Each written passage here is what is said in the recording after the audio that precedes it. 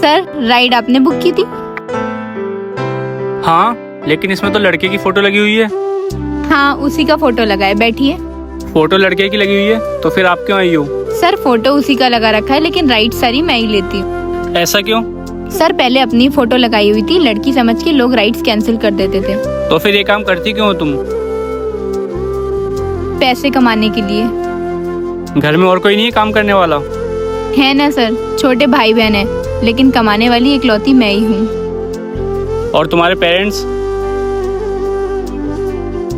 Sir मेरे पैदा होते ही मेरी मम्मी की डेथ हो गई थी, और अभी 6 महीने पहले ही पापा की डेथ हुई है। सॉरी। कोई नहीं। वैसे तुम्हारे भाई बहन जो हैं वो तुमसे छोटे होंगे और वो पढ़ाई करते होंगे। जी। और तुम नहीं करती पढ़ाई? पढ़ती थी सर, फिर छोड़ दी पढ़ाई। क्यों? क्योंकि एक टाइम पे एक ही काम हो सकता है ना, या तो पढ़ सकते हो या जॉब कर सकते हो। तो कोई और जॉब कर लेती? सर की थी, इससे पहले और जगह भी जॉब की थी। गार्ड की जॉब की थी, लेकिन उसका जो ओनर था ना, उसके इरादे ठीक नहीं थे। उसके बाद रेस्टोरेंट में वेटर की भी जॉब की थी, लेकिन वहाँ पर भी यही हाल, तो फिर मजबूरन यही जॉब करनी पड़ी। और ये जो काम तुम कर रही हो, इसमें कैसे हैं लोग?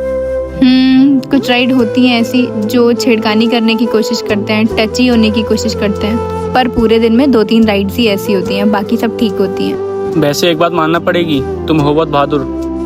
बहादुर तो सर हालातों ने बना दिया, वरना जब तक पापा थे तो कुछ करने की जरूरत ही नहीं पड़ती थी। हाँ, वैसे ये तो है। ये मुश्किल समय किसी को औरों की तरह कमजोर बना देता है और किसी को तुम्हारी तरह बहादुर। सर ये भी अपने ऊपर ही है, जिसे बहादुर बनना होता है वो बहादुर बन जाता है, जिसे कमजोर बनना होता है वो कमजोर बनकर ही रह जाता है। ये बात भी है। जी चलें सर? ठीक है, आप चला तो लोगी ना?